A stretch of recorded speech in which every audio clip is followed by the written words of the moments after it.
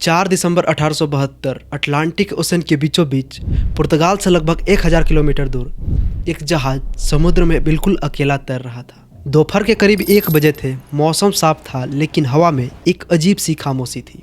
एक दूसरा जहाज जिसका नाम था डाई ग्रेटिया वो वहीं से गुजर रहा था। उसके कैप्टन डेविड मोरहाउस ने दूरबीन से देखा कि सामने से एक और जहाज आ रही है, लेकिन कुछ तो गड़बड़ थी। वो जहाज अजीब तरीके से हिल रहा था, उसके पाल फटे हुए थे और हवा में बेढंगे तरीके से लहरा रहे थे।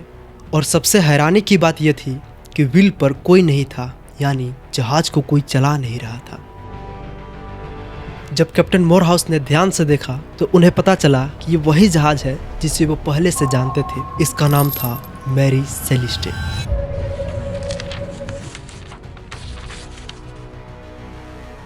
The abandoned Mary Celeste. Captain Morehouse ने तुरंत अपने कुछ क्रू मेंबर्स को उस जहाज पर भेजा चेक करने के लिए। जब वो मैरी सेलिस्टे पर चढ़े तो वहाँ का मंजर देखकर उनके रोंगटे खड़े हो गए। जहाज बिल्कुल सुनसान था, डेक पर सन्नाटा पसरा हुआ था, लेकिन सबसे डराने वाली बात ये थी कि जहाज बिल्कुल अच्छी हालत में था। वो कहीं से भी थोड़ा सा भी डैमेज नहीं था। जब वो केबिन के अंदर गए तो उन्होंने देखा कि कपड़े सूखे हुए पड़े थे, टेबल पर खाना लगा हुआ था। कुछ रिपोर्ट्स तो कहती हैं कि चाय अभी भी गर्म थे। हालांकि ये शायद एक मिथ है, लेकिन वहाँ खाना जरूर पड़ा हुआ था। कैप्टन के केबिन में उनके बीवी के सामान और उनके छोटे बच्चे के खिलौने अपने जगह पर ही पड़े हुए थे। सवाल ये था कि लोग गए कहाँ। कैप्टन बेंजामिन ब्रिग्स, उनकी पत्नी सारा, उनके 2 साल के बेटी सोफिया और 7 क्रू मेंबर्स, टोटल 10 लोग आखिर गायब कहाँ हो गए। ना तो कोई खून के निशान और ना ही किसी लड़ाई झगड़े का सबूत, बस एक खाली जहाज जो समुद्र में अकेला भटक रहा था। सवालों की गिनती बढ़ती जा रही थी, लेकिन जवाब किसी के पास नहीं था। दरअसल मैरी सेलिस्टे ने अपनी यात्रा न्यूयॉर्क से शुरू की थी 7 नवंबर को। इनका डेस्टिनेशन था इटली का जेनोवा। कैप्टन ब्रिग्स एक बहुत ही अनुभवी और रिलीजियस आदमी थे। वो कोई ऐसे इंसान नहीं थे जो बिना किसी वजह से अपनी जहाज को छोड़ दें।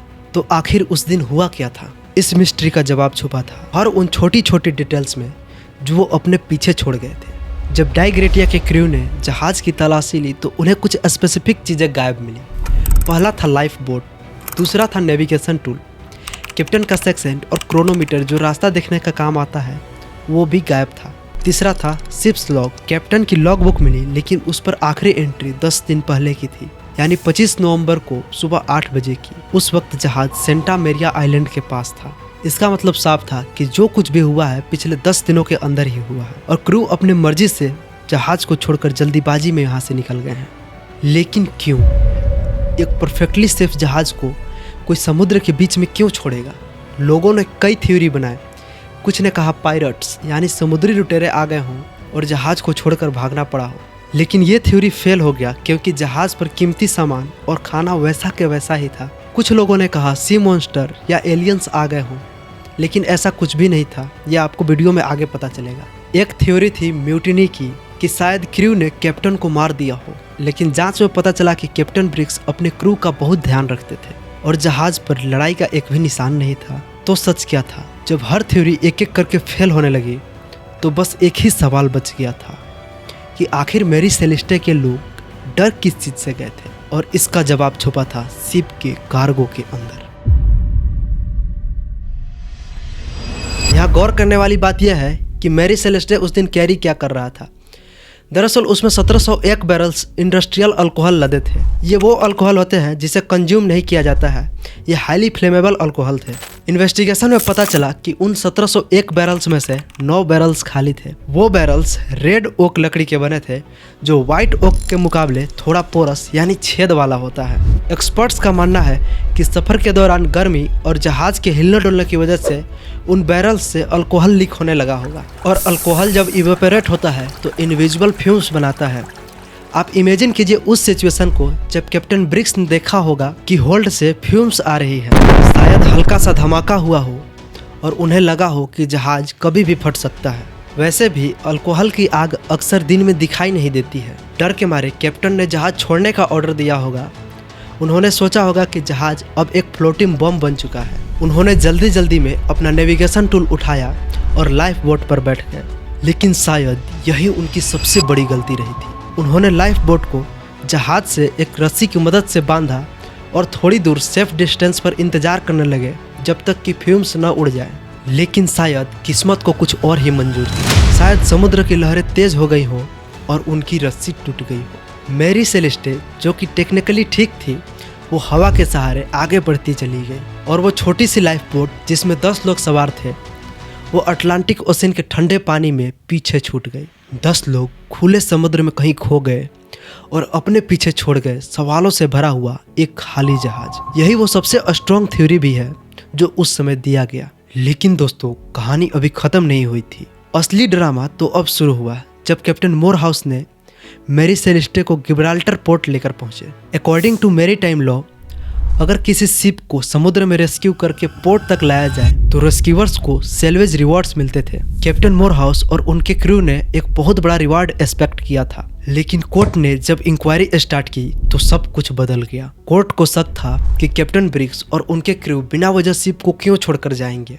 शिप पर कोई स्ट्रगल का निशान क्यों नहीं था और लाइफ बोट या कोई डेड बॉडी क्यों नहीं मिला। कोर्ट को शक हुआ कि शायद ये एक इंश्योरेंस फ्रॉड है। एक्विजिशन लगा कि हो सकता है डाइग्रेटिया के क्रू ने सिचुएशन को कुछ ज़्यादा ही ड्रामेटिक बना दिया हो या फिर कोई गंदा सा साजिश रचा हो। कोर्ट ने मैरी सेलेस्टे के हर प्लैंक, हर नेल्स और हर रोप का इंस्पेक्शन करवाया। इंस्पेक्शन के दौरान एक शॉकिंग चीज मिली। कैप्टन की एक तलवार जिसके ऊपर रेड स्टेन लगा था और केबिन के पास भी कुछ रेड टाइप स्टेन पड़े हुए मिले। कोर्ट ने सोचा कि क्या ये खून के दाग हैं, लेकिन सैंपलिंग की तो पता चला कि ये ब्लड नहीं था, वो सिर्फ एक रस्ट या सी वाटर रिएक्शन था। और कोर्ट की सबसे बड़ी थ्योरी यहीं पर फेल हो गई। कोर्ट को सॉलिड प्रूफ नहीं मिला, ना तो म्यूटिनी का और ना ही कोई लूटपाट का। इसीलिए डाइग्रेटिया के क्रू को ऑफिशियली ब्लेम नहीं किया गया, लेकिन उनका सेल्वेज रिवार्ड ड्रास्टिकली कट कर दिया गया। उन्हें शिप के वैल्यू के सिर्फ 1/6 वैल्यू ही दिया गया। लोग डिसअपॉइंटेड थे और एक बार फिर मैरी सेलेस्टे न्यूज हेडलाइंस में आ गया। मिस्ट्री सॉल्व हो गई थी, लेकिन मैरी सेलेस्टे की बदकिस्मती अभी खत्म नहीं हुई थी। इस घटना के बाद जहाज ने कई ऑनर्स बदले, लेकिन जो भी इसे खरीदता था उसका नुकसान ही होता था। लोग इसे श्रापित जहाज कहने लगे थे। इसका अंत भी अजीब तरीके से हुआ। 1885 में इसके आखिरी कैप्टन ने इंश्योरेंस का पैसा हड़पने के लिए जानबूझकर जहाज को हैती के पत्थरों से टकरा दिया और वहीं आग लगा दी। फ्रॉड पकड़ा गया और वहीं पत्थरों में मैरी सेलेस्टे का अंत हो गया।